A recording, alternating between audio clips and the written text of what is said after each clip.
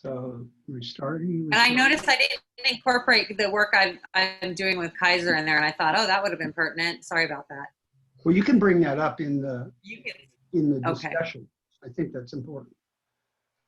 So we'll just take a bit of a break, a minute here, and then I'll start. So welcome to the second module of integrating peer support into service delivery from job description to services. And we're going to be talking with two people from California with Cal Voices. The first is Andrea Crook, who is actually the Access Director of Advocacy. And Access is an organization that tries to get the peer voice heard throughout the system of care. Andrea is a seasoned advocate with over 20 years of experience providing clients in California's public mental health system on both the state and local levels with advocacy services. Prior to joining the Access team, Andrea served as Cal Voices Consumer Advocate Liaison for Sacramento County's Division of Behavioral Health Services. And she managed Cal Voices Client and Family Voice and peer partner programs in Sacramento County. Her knowledge of local systems of care and advocacy skills are unparalleled, providing a wealth of leadership and expertise to the Access program. Andrea spent years on her own journey to wellness and recovery prior to entering the behavioral health field. Her personal and professional experiences has encouraged her to advocate for clients' rights, and she continues to advocate for those who are stigmatized and marginalized within our society. And I have to say, I've known Andrea for a number of years now, and every time I've worked with her, she's the epitome of a peer professional. Our other speaker today is Dawniell Zavala, and she's Cal Voices Associate Director and General Counsel. Upon graduating from the UC Berkeley School of Law and admission to the California Bar in 2007, Dawniell worked for several years in private law firms representing employers, government entities, unions, public employees, a variety of legal matters. Dawniell joined Cal Voices in 2011, where she currently focuses on agency oversight and compliance, employment matters, and legislative policy.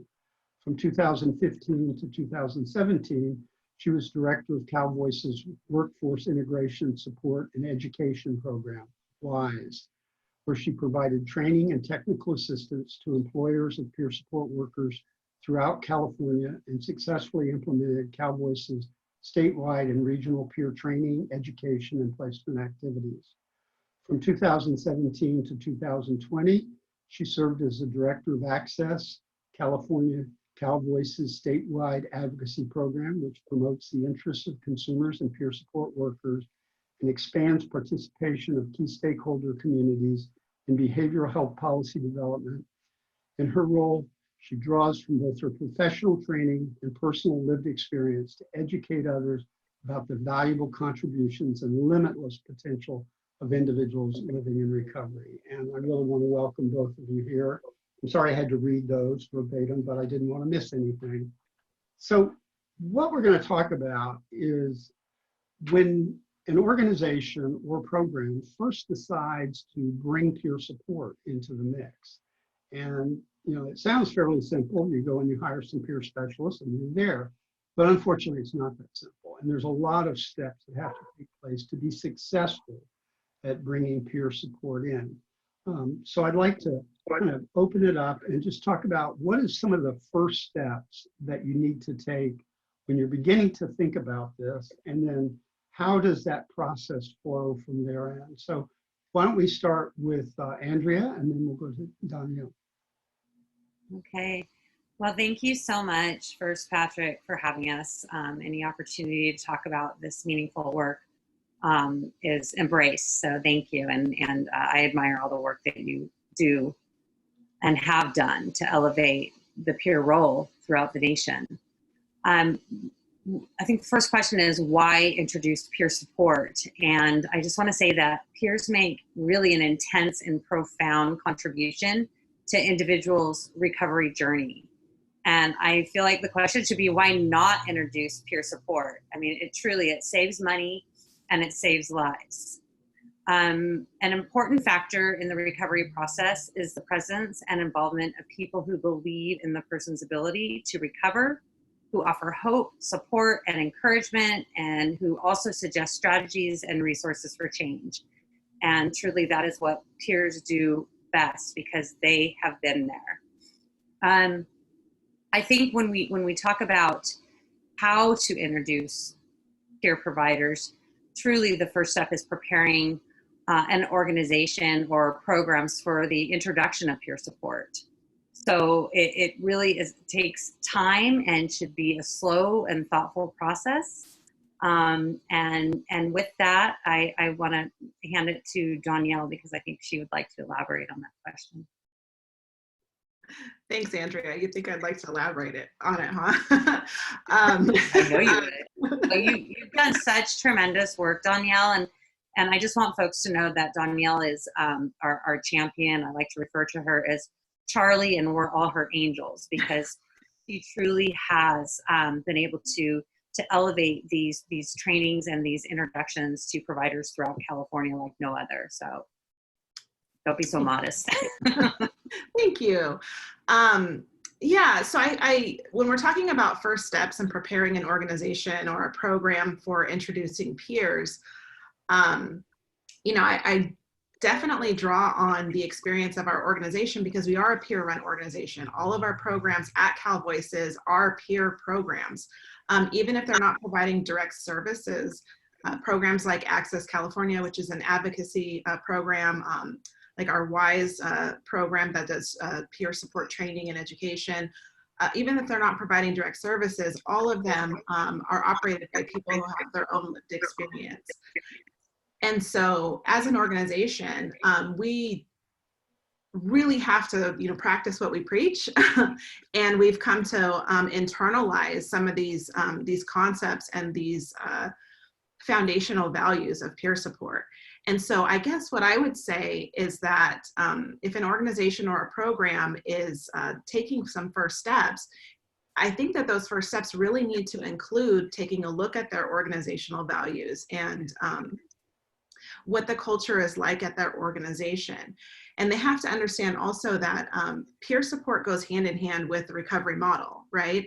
So if they're not currently implementing recovery oriented services, if they're thinking they're doing it, but maybe not so much, if they're really still heavily invested in the medical model, I would highly suggest that they take a look at their services practice as part of the integration plan, because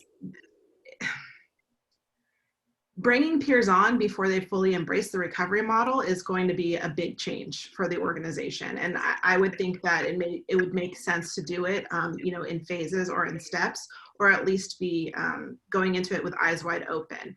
And so, I think that the leaders of the organization or of the program need to conduct an initial readiness assessment, before they reach out to everyone who's going to be affected by the potential addition of peers. They have to look at the environment in which the peers will be entering. Do the leaders of the organization believe in recovery? I mean, do they really believe in it? Are they already practicing the recovery model? If not, consider, phasing that in and then peers later. Are leaders committed to a person-centered approach, individual empowerment, shared decision-making, collaboration, fostering personal responsibility and independence of the clients? Because if they're not committed to that, then they're going to have trouble viewing peers as valued members of the team. Do they, just kind of basic things like, do they understand the evidence base for peer support? Do they fully embrace the value of what peers are bringing to the table? And finally, are they committed to putting their resources, time, and effort towards integration success? Are they aware of the potential challenges, and are they really willing to develop strategies to prevent and overcome them? Because there are going to be challenges, and are they committed to identifying what those are in advance and putting the effort towards mitigating them? Thanks. I know you guys have introduced peer support into some really large basically medical model organizations, and then you've brought about change through that.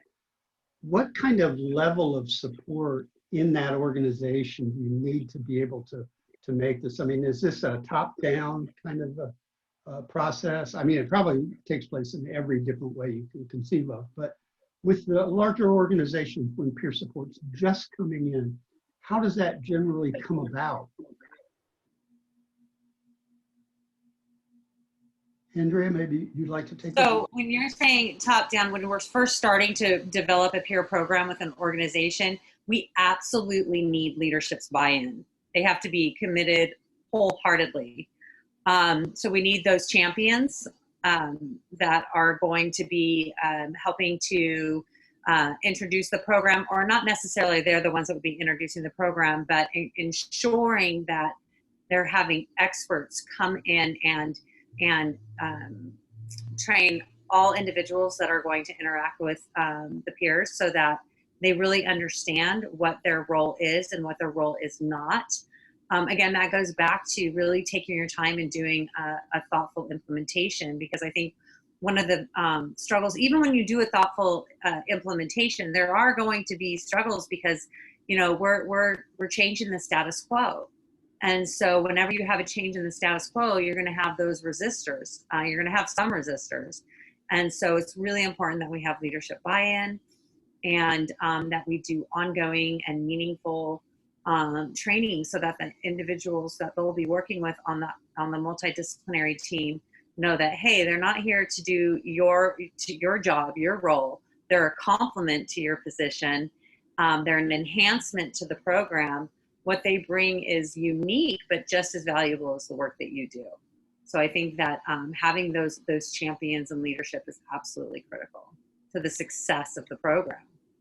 So from what you said, it sounds like one of the major problems or barriers that you face when you go into a clinical environment is that fear of people's jobs being compromised, this misunderstanding of how the roles are distinctly divided. How do you make sure that those lines are clearly drawn? One of the first things that we do is we provide ongoing training. So we do training to all the team members before we even start the program and bring the peers on. And then the other thing that we do is we provide ongoing training. And what we're having are peers that are part of the team now, working with these multidisciplinary teams. You know, most of them have monthly team meetings. Some of them are weekly. But what we do is we have it embedded with these monthly team meetings, so that there's an opportunity to provide ongoing training around the role of the peer, around recovery outcomes.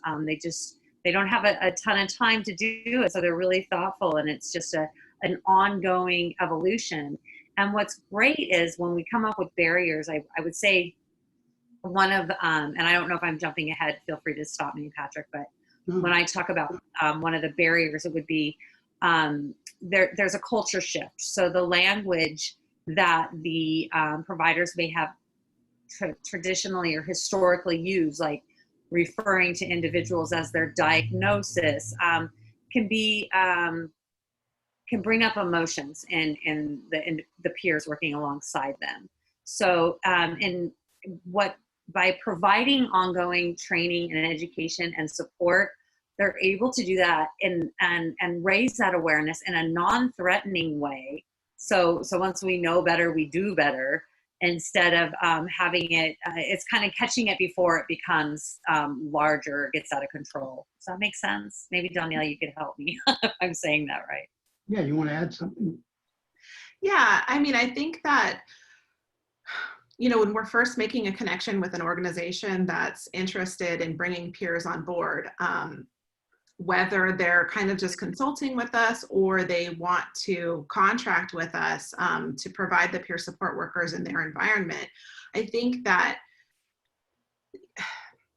it's essential to open up a dialogue with the organization to understand why, you know, why now,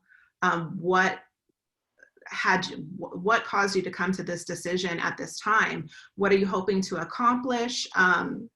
What's your vision really for bringing peers into your workplace? And what are you willing to do to make the program a success? So we want to help them identify what their goals and objectives are and help them develop a clear vision for integrating peers in a way that accomplishes those goals, and help them come up with a plan and a strategy really to ensure that they're considering all of the things that we've encountered that's gone wrong in the past that we've personally observed, right? So we want to bring those to their attention. We want to say, this could happen, you may run into this problem, so let's talk about that. Let's come up with some ideas on how you might address that or prevent it. Because a lot of times I think what we've encountered is that leadership's on board, but they don't clearly communicate with the folks who are going to be working directly with the peers. And so there's a gap in there. And so leadership will support, the integration of peers, but they're not giving space to the individuals who are already working in those programs to talk about what their concerns might be, right? Leadership's just like, okay, make it happen. We just made the decision, go in there, do it. But those folks need an opportunity, especially if they haven't worked with peers before, or maybe they've had bad experiences in the past. They need an opportunity to talk about what is going on with them. And then, get that out of their system a little bit, maybe discuss, have some of their concerns addressed, and then be a part of the solution. Feel like their input is valuable into bringing these peers on board. So I think that that's always, that's definitely something that has been challenging in the past, because leadership is pressed for time, and they want their subordinates to just implement. And they don't understand that it's not that easy. And the subordinates have feelings about that, and we're in the workplace and we're like, well, it's a job, you clock in, clock out, you do what you're supposed to do and leave. But we all know that's not really the case, right? People need to feel like they're heard and understood before their buy-in is achieved. So I think that that's something that leadership doesn't often consider, but really, really needs to. It's interesting because some of this is a crossover to another course that I'm teaching, which is on how to understand, how to be able to measure whether the introduction of peer support is actually changing outcomes. And one of the things that always comes up in the discussions in that class, and then just thinking about what you both just said, there's always going to be intersections of roles, particularly in a comprehensive program. So where you have many different people doing many different things. And then being able to know that the peer support, one, that you identify those roles so clearly that you don't get kind of, position drift where, and that's another big question, is how do you deal with that when somebody starts asking a peer specialist to do something that's outside their scope of practice? We'll get to that in a minute. But how do you look at a program? Andrea, you mentioned the comprehensive team program that you've introduced peer support into. I'm familiar with it. How much do you need to look at the program and really understand its current functioning in order to make sure that peers are introduced in just the right way to complement what's going on, introduce these whole new concepts and new ways of looking at things, and then, ultimately to make sure a better chance of success for the individual. So that's, how do you go about that? How much research do you do? I think, and Dawniell, you can elaborate, but I think one of the first things that pops in my head is how recovery oriented is the program to begin with. So are your visions reflecting your value statement? Is everything reflecting a holistic approach and the belief that an individual can and will recover?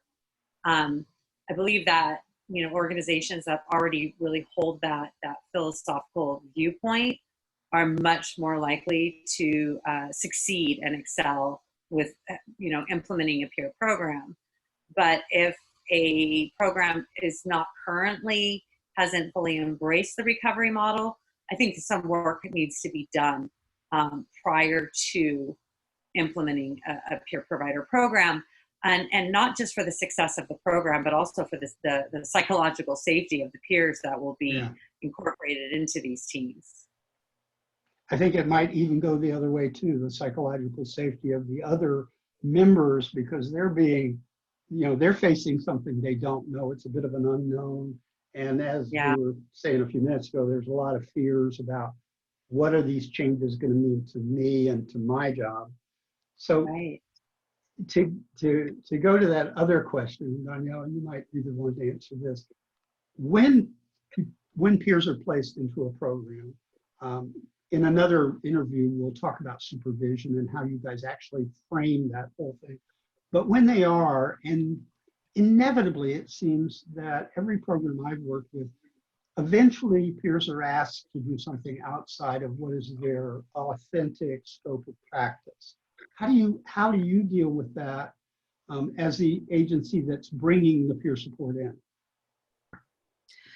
Yeah, so absolutely that happens all the time. And I think because we're the employer and because we're a peer-run organization and because we understand peer support so well, we really develop job descriptions that capture, what the essence of peer support is. So having kind of really solid job descriptions for the peers. And a lot of times, what we've done and what I've trained our managers to do is when they're developing job descriptions to base the activities in their peer scope of work based on the actual scope of work in their contract with the organization we're working with, right? And it's like develop their job duties based on the tasks that they're going to need to complete in order to accomplish these deliverables in the contract. And so when there's a clear line between contract deliverable, job duty, in the position, then you can say, there's always going to be things that come up that, aren't a clear line like that. But is the activity, you can talk to the organization and say, is this activity something that's going to further the goal of recovery for the individuals who are receiving services? Or are you kind of just falling back on peers to do administrative work because, you're not hiring those positions right now, or you don't have, you're down staff or something like that. And so really having those conversations with them and saying, every task, that's unrelated to their core services is taking away an opportunity, for someone to achieve recovery or to get that support that the peers were hired to provide.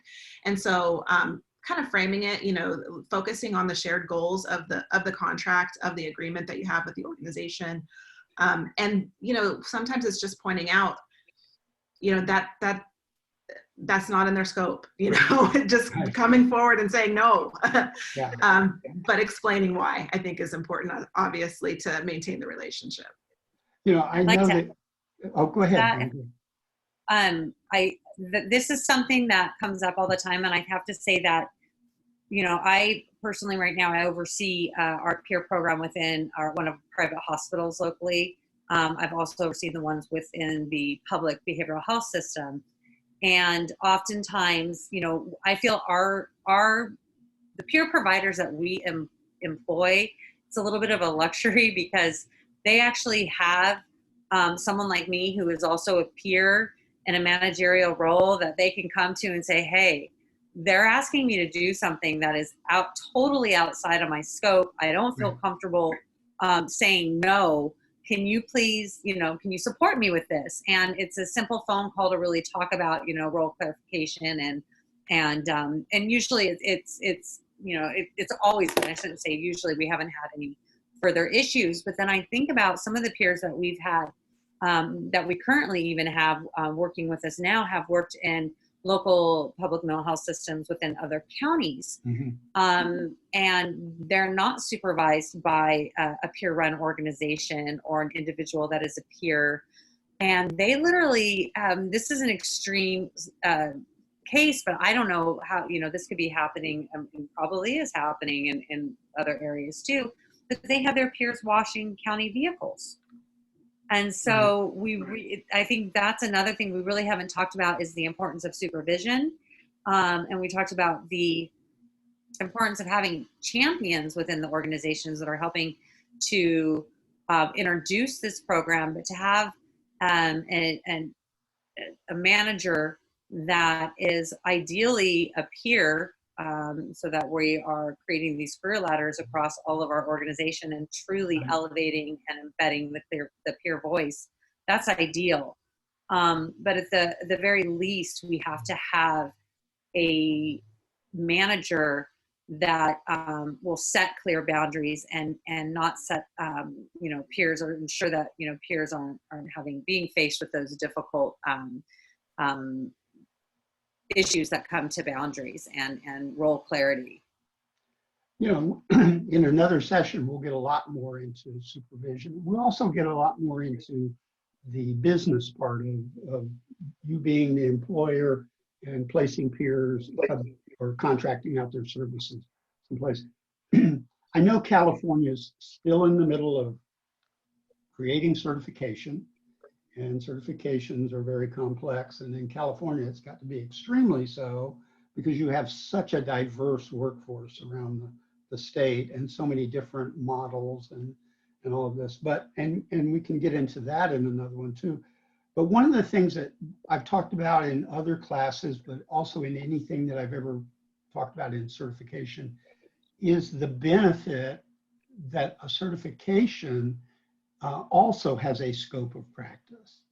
And the benefit is not just that I'm saying to you, we're certifying you, here's what you do. The benefit is that if somebody asks you to do that work that's outside of your scope of practice, you're putting your certification at risk by doing it, which is a perfectly defensible argument.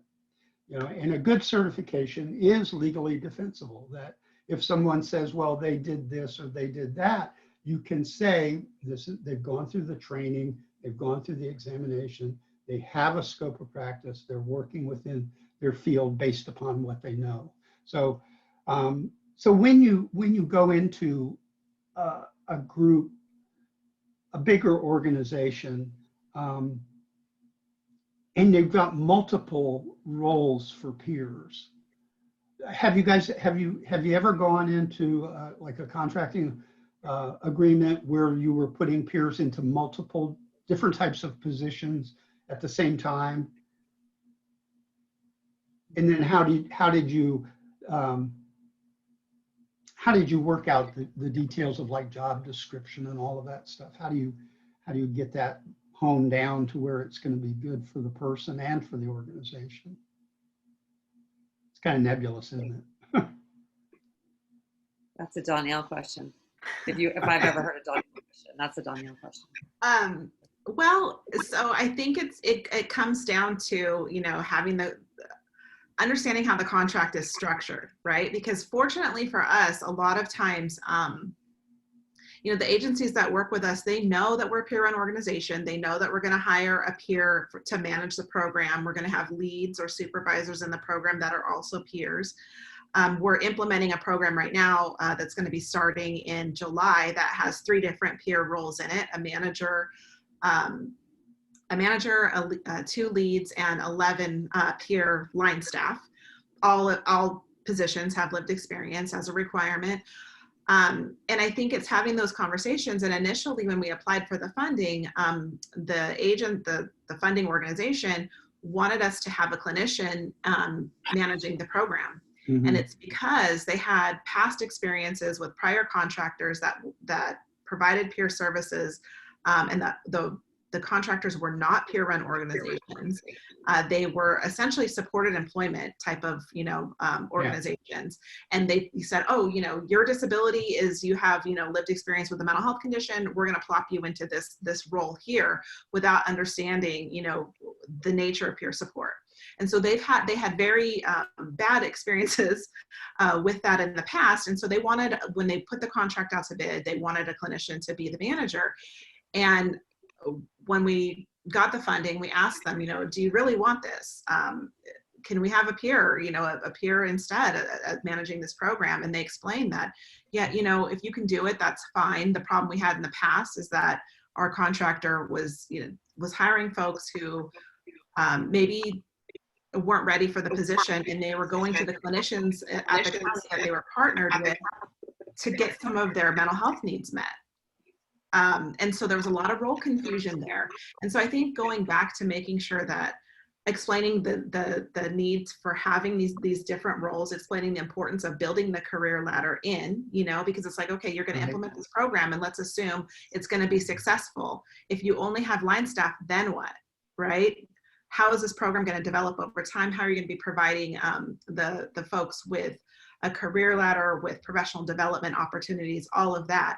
So bringing those conversations to the forefront when you're structuring contracts and funding opportunities, building that in. Right. And so it becomes, it becomes, if the organization hasn't worked with peers before, it becomes something that they start to see like, oh, they don't have to go get a clinical license in order to advance in the mental health field. There are opportunities for folks to further their career as a peer without having to get, formal licensure or something like that. Yeah, so I mean, it's clear that the most important time is prior to the implementation of the services to get everything organized in a way that's going to, if not guarantee success, at least promote success with the program. Do you guys, have you ever had where you've placed peers in like a small town, a very small town where there might be only one public or community mental health provider? And then are there issues with that if the peer has previously received services there, or maybe is receiving services there? Have you encountered that? Yes, Okay. we have. And so Sacramento is considered a large county, and that's, where we're headquartered. But we've also worked and we continue to work in Amador County, which is a neighboring county. It's a very small, rural, conservative area. We worked in Calaveras County, and in both counties we had wellness centers. And I will say that we had vastly different experiences in each of those areas. And I think that we've had really good experiences, and there's a lot of possibilities with rural, especially smaller rural areas, because a lot of times they already have a sense of community established, right? And so everyone kind of knows each other, and it's going to be one of those things where, folks are going to know each other when they're going down to the county to get behavioral health services, right? So if there's somebody working there that they already know, that could be kind of a blessing in disguise, right? Because it makes people feel welcome. It makes them feel like, it reduces the stigma attached with getting services. I think that it can be really successful in a small area because of that. Because the community is, if it's close knit and a lot of folks know each other, yeah, there's going to be challenges with boundaries you're going to have to address, and, privacy and all of that stuff. But I do think that it can work really well because there's not a sense of detachment like there is a lot of times in the larger areas. And peer support is really about that individual connection. And so I feel like these smaller areas are in a way already primed for that. Yeah, going back to something you said a minute ago, Andrea, about when you contract out the peer support, you are the employer, and you have a supervisor working for you. And like you said, that people wanted to have a clinician or clinical supervision.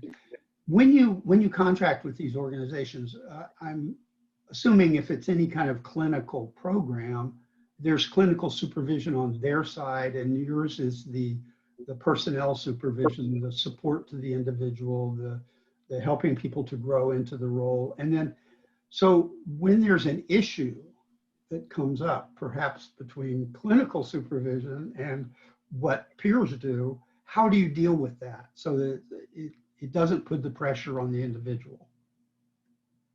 So I have a really great relationship with my counterpart, with with the peers that are working within the public system and the private system.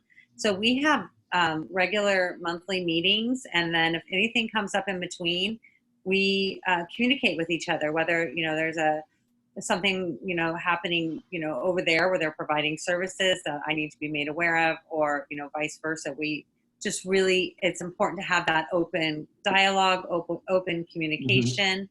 They do one-on-ones over there with the clinical manager and with the entire team. They do case conferences on an ongoing basis.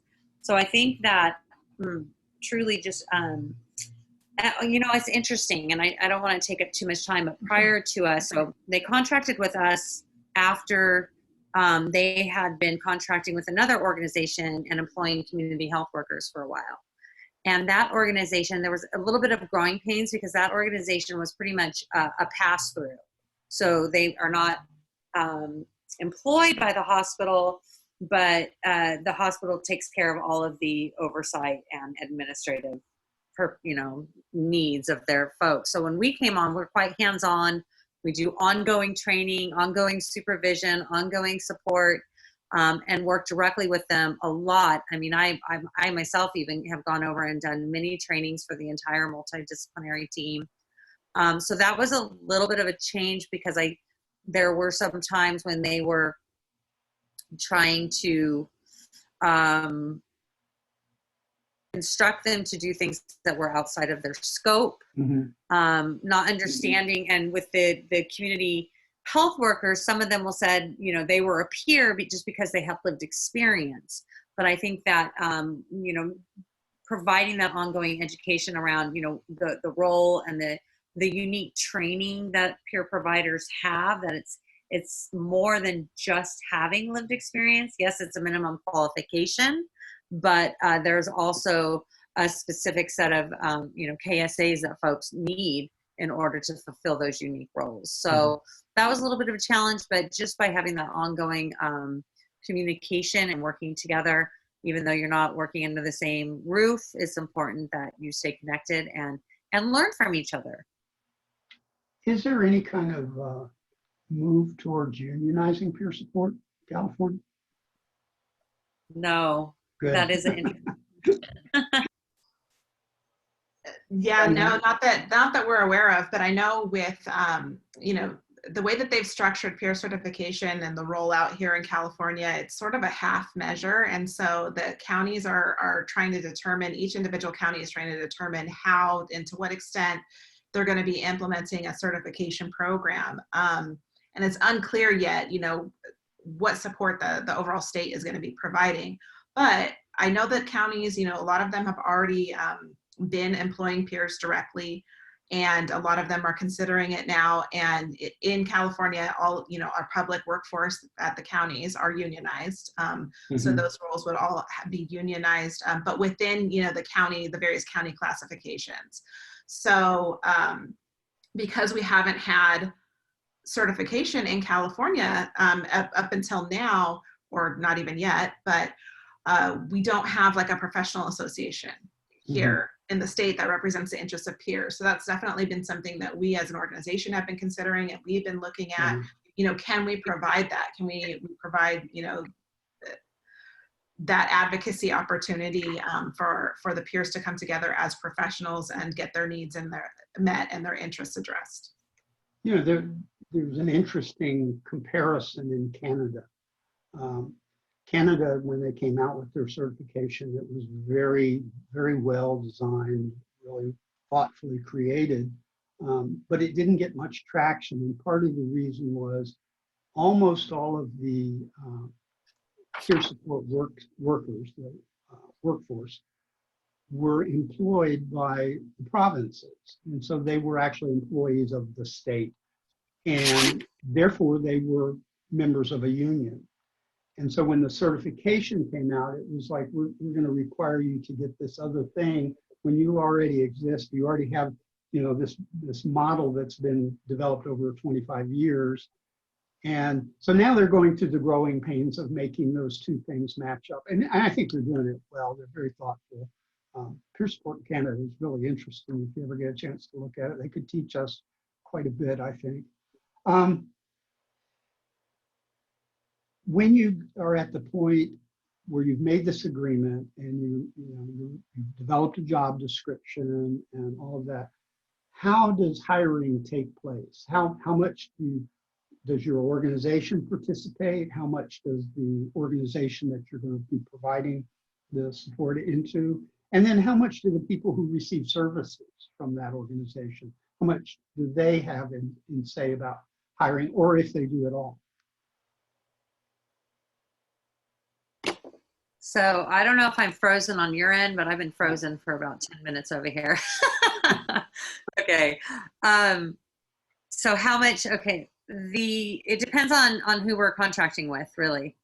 The level of, collaboration around that. Usually, we always like to do a first round and do a, kind of weed through and see who are the most appropriate applicants, and then extend a second interview and have a representative from whoever we're partnering with attend, so that they have a voice and a choice in who we're going to go forward with.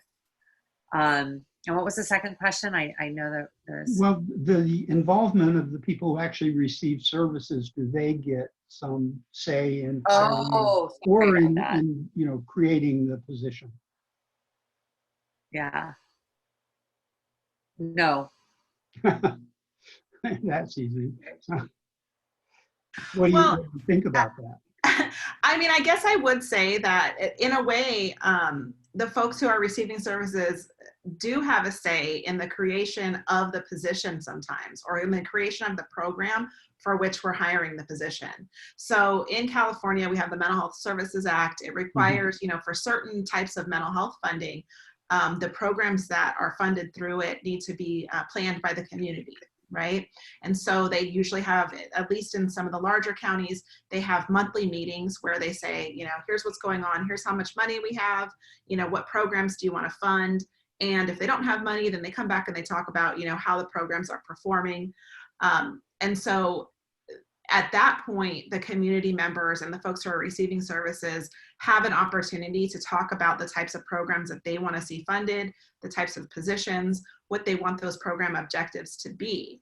And so then once the program is already created, and a contract's been rolled out for the program, at that point, it's our responsibility to develop, a work plan, job descriptions, et cetera, hiring criteria that fully represent the goal of the program that the community has recommended. So in that sense, yes. And then also the folks who are receiving services can apply for the positions as well. And everybody who works here has lived experience and helped create the job descriptions. So maybe not directly, they don't always, the community doesn't always have a direct say in, who's hired for the position, but they certainly have a say in how the roles are developed and what the goals of the program are. Do you see any kind of pattern when you're going into new organizations that haven't had peer support or much of it to speak of?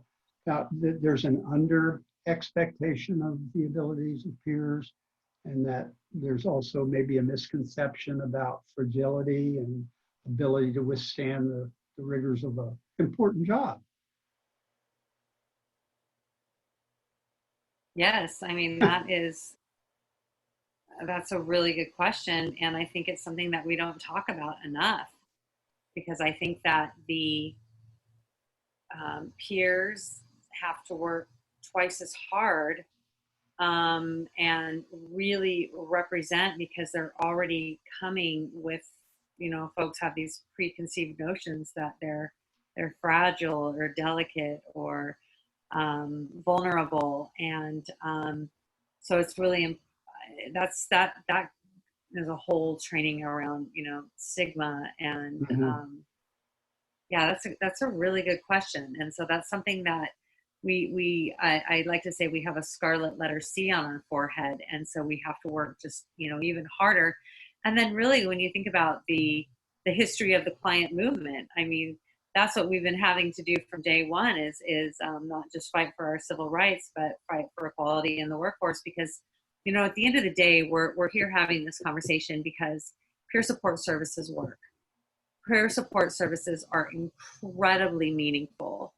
And when we want to talk about holistic, whole health recovery outcomes, it's a no-brainer to incorporate peer providers in any organization and any program that is providing services to folks that want a better life and want to actualize their personal goals. When you like you said, you've got this new contract that you're working on now where you're going to be introducing, I think you said 11 line workers and plus supervision staff. And do the peers work together to support each other in their work in these new environments? And is there a way that you formalize that, or do you just have all of your peers working in all of the different contracts work together, some type of support system that they can do for each other and talk about, you know, the barriers that they've encountered and the solutions that they've discovered and things like that? Is that something you do on a formal basis? I want to take this on, Dawniell, and if you want to add, but I want to say that one of the things that we do is we never have just one peer. I mean, Right. if we're going to incorporate peers into a program, there has to be at least 2 individuals so that they have that support within the program. Additionally, we absolutely ensure that we create opportunities within each of the programs so that they are meeting with just each other to provide that support. And it could be emotional support, it could be professional support, sharing of resources, but there's always that opportunity for them to connect and debrief and provide support to one another. And that is so incredibly important because, you know, the work that we're doing, I mean, whether you're a social worker, a psychiatrist, an RN, it's hard. Right. And so I think it's great that we're doing this. I also think it's good modeling for the other individuals on the team because one of the things that we did is a group wellness recovery action plan with a multidisciplinary team. It was an organizational wrap. Wow. And I was the emotions and the conversations that came from the entire team from having this tool was pretty profound. And so I think that it's incredibly important. It's something that we have always done, and we're really rooted in those peer support philosophies. So it's key to ensuring that you maintain a healthy team. That's great to hear. Dawniell, do you want to add to that? I think what I would like to add is that it really goes back to the organization's understanding of and embracing of recovery, right? Mm-hmm. And I also want to have empathy for some of the folks who, you know, are working in behavioral health and they only see folks when they're at their worst, right? And so they don't always have an opportunity to see when people have recovered. And so I guess like logically they may understand that recovery is real and recovery can happen, but they don't internalize it because they don't see it, right? And so I think that for us, you know, we really have emphasized that when we're hiring peers, and we want to honor, you know, that folks are at different stages in their recovery, and we understand that. But when we put forth our job descriptions, it's not just lived experience, you know, of a mental health condition, it's lived experience of recovery. Okay. And so when we're partnering with an organization, we really have to explain that to them, because a lot of times, you know, we'll work with organizations that have had, you know, have tried peer support in the past. But, you know, similar to the new contract that I was telling you about, where we're replacing a previous previous contractor that didn't work out, there wasn't good understanding to begin with. So now we're going in and we're trying to undo sometimes some damage that has accumulated within the organization itself because it wasn't really prepared or it didn't have that necessary knowledge or commitment at the time or understanding to really devote towards success, right? And so I think it's really important to go in, make sure that the organization you're working with understands recovery, knows what they're looking for in the peers that they're hiring, right? And I say that, you know, obviously because we want folks who identify as living in recovery, not just with lived experience, but understanding why that's so important, right? Like that's the evidence base for peer support. The fact that somebody shares their recovery experience with somebody else inspires hope in that individual. They can't recover on their own without hope, right? And so that's the basis. That's what makes it work. And it helps the peer who's, you know, providing the services. It reinforces their own recovery as well. And so, yeah, I mean, I feel like I kind of trailed off there for a second, but I mean, I think really what it comes down to is if you're worried about the fragility, it's because maybe you don't understand or you haven't experienced people in recovery enough yet. Yeah, it's interesting because, you know, peer support is coming into its own in virtually every nook and cranny of the behavioral health system. It's showing up someplace. But the place where the staff members, the other staff members, when you're first coming in, don't have a good idea of recovery, you know, almost any kind of inpatient setting, crisis type settings, state hospital settings, things like that, where they see people at that point, and that's all they ever see day to day. And so it's incredible because the peers coming into the position become the example of what recovery is. And that's mind-blowing for some people. I've been working in peer support for 31 years. And when I first started working with community mental health, you know, they had no expectations at all of us. I mean, they really, we were tokens, basically. We were brought in as tokens. We proved that we weren't, but we were brought in as it. And it was just so cool to see that aha moment for the other staff members. I always love that as much as I love the aha moment for a peer when they start to realize that they can recover and they can have a life and all of that stuff. We're going to go through, you know, 3 more interview conversations about these various things that you need to do, like how do you structure supervision? There's lots of different models, and maybe we can toss some of those out there. I can send you some information on some maybe you're not as familiar with.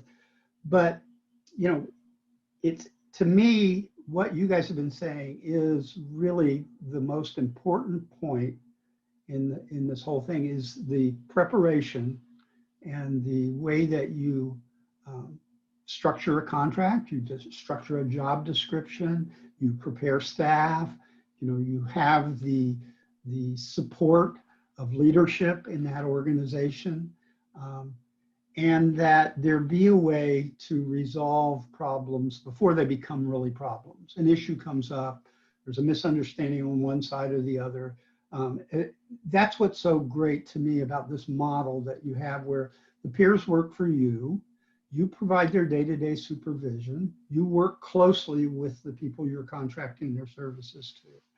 And so then anything that really might look on its face to be a problem has the opportunity to be discussed before it ever becomes like a personal issue to the individual who's trying their best to provide services in a brand new environment for them sometimes. Do you see any limitations? This is a big question. Do you see any areas of, let's keep to mental health, behavioral health in general, but more specifically mental health side of it, any areas where peers can't add to the value of services? I mean, I'm not talking about replacing, you know, prescribing medications or taking on clinical roles, but in all of the different environments where services are provided, do you see any places that peers can't go? Absolutely not. I think that not only where they can't go, but they should be in every place where we are having, where we're developing policies or outcomes. You know, I think it's the value of having an individual with lived experience of recovery to help inform these priorities and policies and programs is absolutely priceless.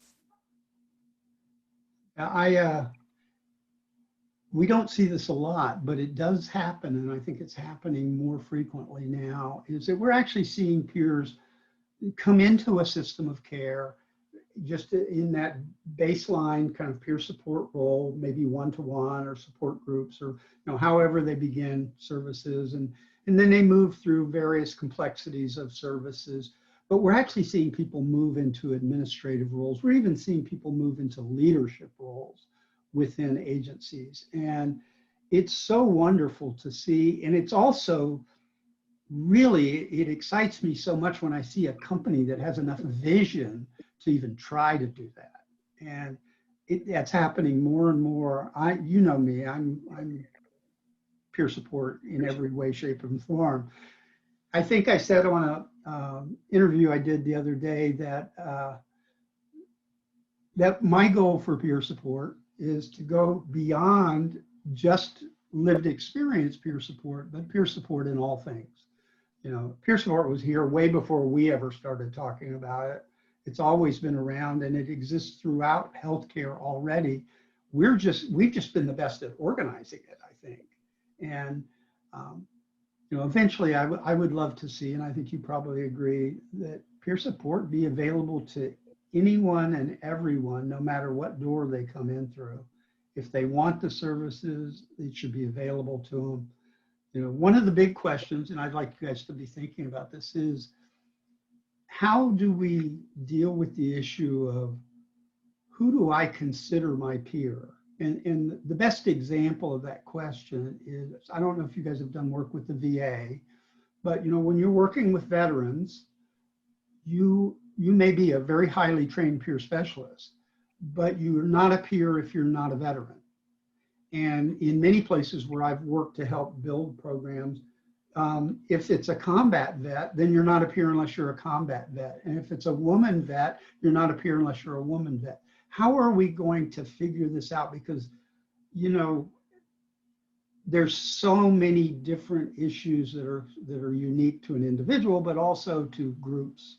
And there's only so many people we can put in those positions. How do we transcend that so that we can continue to be peers and have people be enthusiastic about it, even though we don't absolutely represent their demographic? I think we need to strive to increase the peer workforce. Yeah. Because that's truly the essence of a peer, somebody with the same shared lived experience. Right.